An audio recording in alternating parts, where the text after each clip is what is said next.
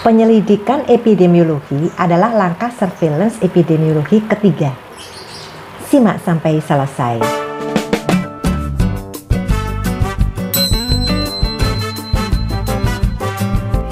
Assalamualaikum warahmatullahi wabarakatuh. Sobat sehat, bertemu kembali dengan saya Dr. Sofi. Ini adalah video saya yang ke-87. Masih ingat ya?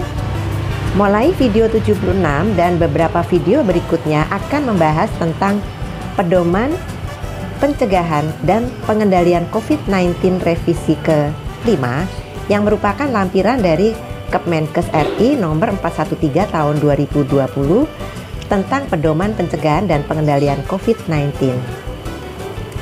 Video saya yang ke-87 ini akan membahas penyelidikan epidemiologi dalam surveillance epidemiologi COVID-19.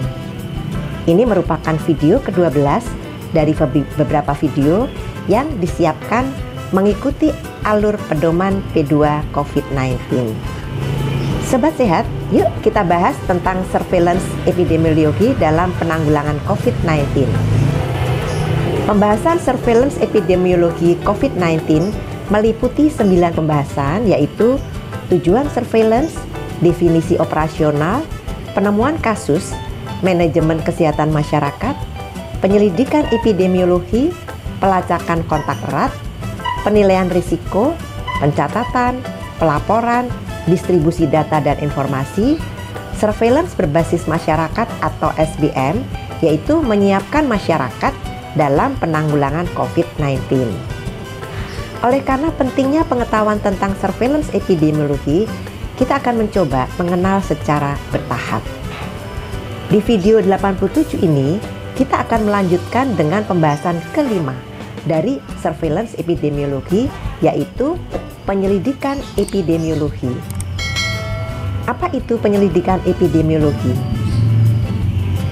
Setiap kasus suspek, kasus probable, dan kasus konfirmasi harus dilakukan penyelidikan epidemiologi menggunakan formulir sebagaimana terlampir dalam Permenkes 413 tahun 2020.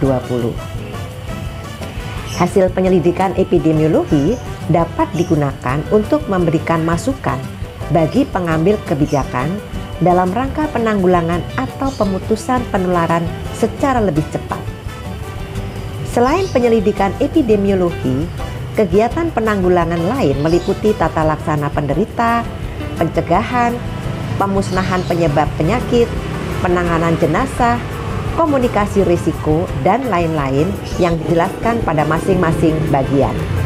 Yang pertama kita bahas adalah definisi KLB atau kejadian luar biasa. Jika ditemukan satu kasus konfirmasi COVID-19 di satu daerah, maka dinyatakan sebagai KLB di daerah tersebut. Kemudian kita akan membahas yang kedua, yaitu tujuan penyelidikan epidemiologi.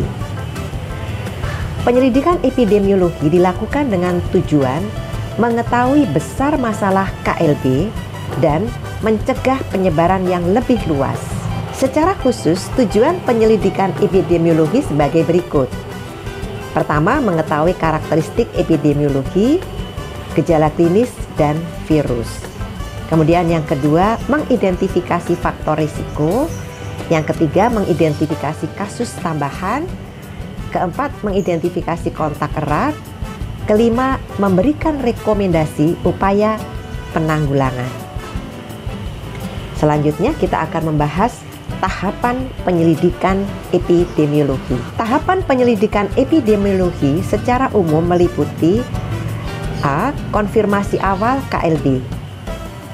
Petugas surveillance atau penanggung jawab surveillance puskesmas maupun dinas kesehatan melalui konfirmasi awal untuk memastikan adanya kasus konfirmasi COVID-19 dengan cara wawancara dengan petugas kesehatan, petugas puskesmas atau dokter yang menangani kasus. Kemudian B. Pelaporan segera. Mengirimkan laporan W1 ke Dinas Kesehatan Kabupaten Kota dalam waktu kurang dari 24 jam. Kemudian diteruskan oleh Dinkes Kabupaten Kota ke Provinsi dan PHEOC. Kemudian C, persiapan penyelidikan. Dengan melakukan persiapan formulir penyelidikan sebagaimana terlampir dalam Permenkes 413 tahun 2020 ini. Kemudian melakukan persiapan tim penyelidikan, lalu mempersiapkan logistik, terutama APD dan obat-obatan jika diperlukan. Kemudian D, melakukan penyelidikan epidemiologi meliputi pertama, identifikasi kasus. Kemudian yang kedua, identifikasi faktor risiko. Ketiga, identifikasi kontak erat. Keempat, pengambilan spesimen di rumah sakit rujukan. Dan yang kelima, penanggulangan awal. Ketika penyelidikan sedang berlangsung, petugas sudah harus memulai upaya pengendalian pendahuluan dalam rangka mencegah terjadinya penyebaran penyakit ke wilayah yang lebih luas.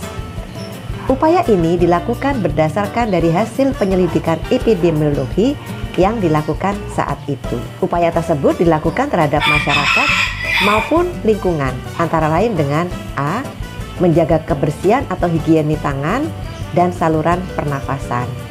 B, sedapat mungkin membatasi kontak dengan kasus yang sedang diselidiki dan bila tak terhindarkan, buat jarak dengan kasus. Kemudian C, asupan gizi yang baik guna meningkatkan daya tahan tubuh.